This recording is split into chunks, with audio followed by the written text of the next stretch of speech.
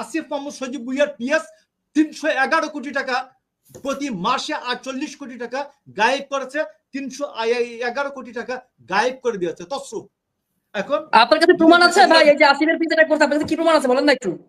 দুদকে যাচ্ছে তো, বেরোবে দুদকে যাচ্ছে তো, আপনি একটু বলেন। আপনি তো তথ্য সহ বললেন না, 311 কোটি তো একদম এক্স্যাক্টলি অ্যামাউন্ট বললেন, তথ্য দেন না, এক্স্যাক্টলি অ্যামাউন্ট তো বললেন।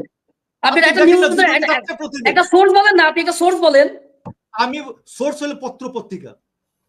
এরপরে আপনার যদি জুলাই বিপ্লবের নায়কদেরকে যদি সম্মানই করতে না পারেন, তাদেরকে পিচ্ছি ছাও বলেন, এই ধরনের ভাই, এই ধরনের ভাষা ল্যাঙ্গুয়েজ দিয়ে আপনার গত 16 বছর কেন আরো 600 বছরই হলো আপনার হাসিনার পতন করতে পারতেন না। এই ধরনের মন মানসিকতা নিয়ে, এই ধরনের মন মানসিকতা নিয়ে আরো 600 বছর সাধনা করা লাগবে আপনাদের।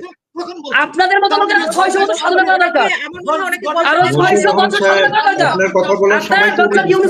আপনি ডক্টর ইউনূসকে বলছেন মিথ্যাবাদী, আপনি টকশো করতে আসছেন নাকি এখানে গালাগালি করতে আসছেন?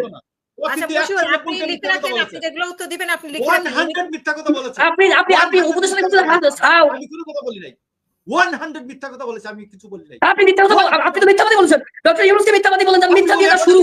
আপনি আসিফকে বলছেন ছাও। এই ছাওরা ছিল বলেই আপনারা আজকে আপনাদের বেগম জি আজকে মুক্ত হয়েছে, তারেক রহমান মামলা গিয়েছে, 10টা কষ্ট মামলা গিয়েছে।